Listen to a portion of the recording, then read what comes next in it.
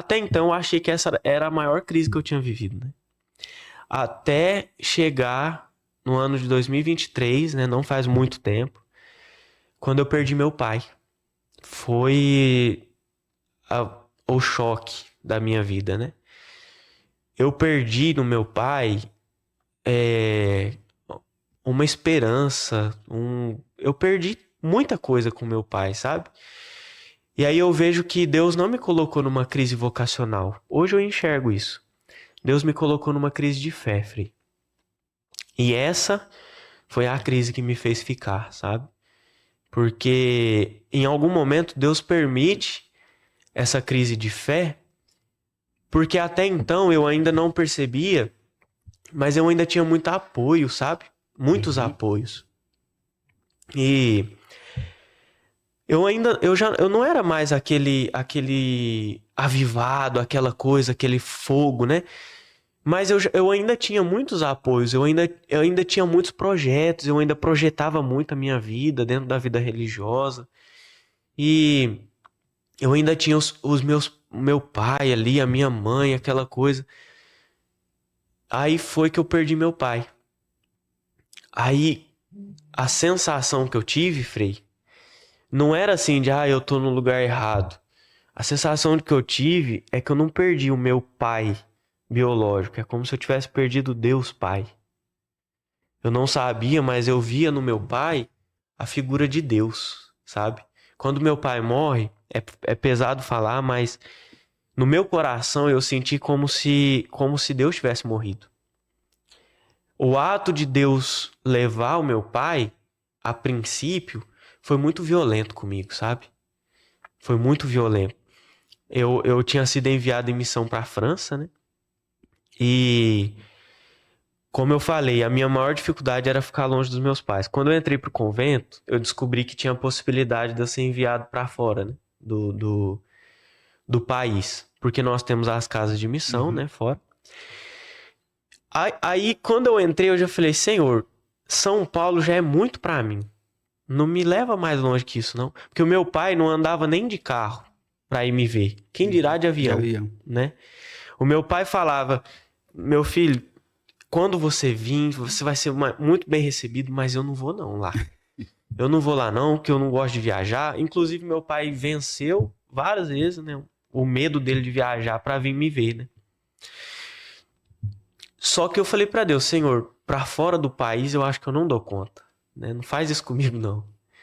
Aí quando eu descubro que eu vou ser enviado de missão para a França, eu mais uma vez preciso ofertar minha família, né?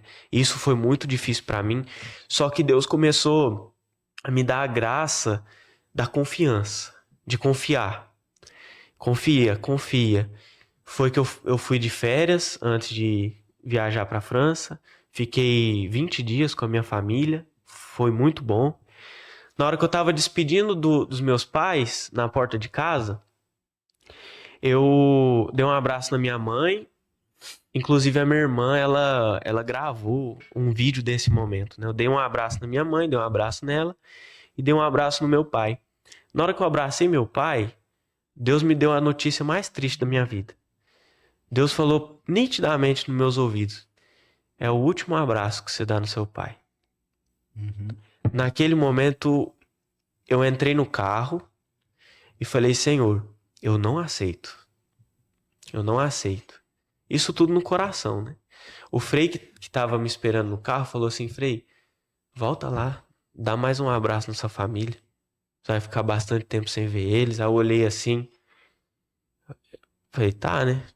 Voltei, dei um abraço ali, aí ali Deus falou de novo, é o último abraço. Aproveita. Eu entrei no carro, eu lembro que tava meu pai, minha mãe, minha irmã. Aí eu olhei no fundo do olho do meu pai, assim. E Deus deixou isso muito claro pra mim. É a última vez que você vê ele. Isso pra mim foi muito forte. Só que eu não aceitei. E ali eu comecei a enganar a voz de Deus que já estava no meu coração, dizendo assim, eu confio que que se eu tô saindo de casa mais uma vez, Deus vai cuidar, Deus vai fazer dar tudo certo, né? Eu comecei a confiar como uma forma de esquecer o que Deus tinha tocado no meu coração, né? Frei, eu viajei para a França, eu pisei no aeroporto de Nice, né, na França. Na hora que eu pisei, minha mãe tinha uma mensagem da minha mãe. O seu pai passou mal essa noite e a gente foi pro hospital, mas tá tudo bem. Eu achei estranho já porque foi a primeira vez que meu pai foi pro hospital na vida, assim, que eu me lembre, né? Foi a primeira vez, meu pai não gostava de médico, não gostava de, né? Nesse momento, Deus me lembrou mais uma vez. Você vai perder seu pai. Deus foi me preparando, sabe? E eu não queria aceitar, né? Quando eu começo a viver a minha vida ali na França, e aí vai vindo as notícias, né? Seu pai internou, seu pai tá com isso, aí meu pai a princípio deu dengue, aí depois pneumonia, aí depois embolia pulmonar, e eu vendo aquilo, eu falando, gente, tá acontecendo alguma coisa. Aí eu lembro que eu liguei pro meu pai chamado de vídeo, falei, o que tá acontecendo, pai? É saudade? Você nunca ficou doente, né? É porque eu tô longe? Ele, não, meu filho, que isso? Que isso? Eu tô bem, eu vou ficar bem e tal. Frei, eu tentei me enganar, mas no dia 2 de julho, né, de 2023, Deus leva meu pai. Era madrugada aqui no Brasil, lá na França estava amanhecendo. Quando eu acordo com a minha irmã me ligando, na hora que eu vejo a ligação assim, eu já sabia o que era. Eu já tinha certeza ali. Uhum. Aí eu atendo, a minha irmã fala, Thales, você precisa ser forte, porque a gente precisa agora cuidar da minha mãe. Meu pai faleceu. Frei, eu desliguei e fiquei assim, pelo menos uns 5 minutos travado. Travado, assim. Frei, eu não sei explicar o que eu vivi naquele momento. Muito mais do que perder uma pessoa, um amigo. Era como se eu tivesse perdido a fé, sabe? Eu confiei tanto em Deus. Uhum. Eu confiei tanto que Ele ia cuidar e agora, olha que eu entreguei a minha vida para Deus, né? A única coisa que eu pedi para Deus era para não levar meu pai. Sabe? Eu pedia isso para Deus. Eu entrava na capela e eu falava, Senhor, não leva meu pai. Não leva meu pai, eu não dou conta. E Deus levou. E Deus levou. Eu falei com o superior do convento. O superior, imediatamente, ele conseguiu uma passagem para mim, para vir pro Brasil. E eu em estado de choque ainda, né? Estado de choque. Entrei dentro do avião. Chegava um momento assim, Frei, que eu tava tão em choque que eu não sabia onde que eu tava. Eu não sabia. Eu sentado assim no avião, eu ficava pensando e me respondendo o que eu tava fazendo pra ir cair na ficha. Aí eu me falava assim, eu tô indo pro Brasil pro enterro do meu pai. Como assim? Isso não faz sentido. Aí começou a cair a ficha, aí eu desabei a chorar. Desabei a chorar assim. Chorava, aí veio a equipe do avião ver o que estava acontecendo comigo. E eu não sabia responder porque não falava francês. E outra, se soubesse falar também, tava travado, né? Mas a ficha foi caindo. Sabe quanto tempo que eu viajei ao todo? 24 horas. Ao todo deu 24 horas de viagem, porque eu fiz escala, aí eu cheguei em São Paulo, de São Paulo eu tive que ir pra lá, pra minha cidade. Cheguei pro enterro nos últimos segundos, assim, né? Já tava pra enterrar, né?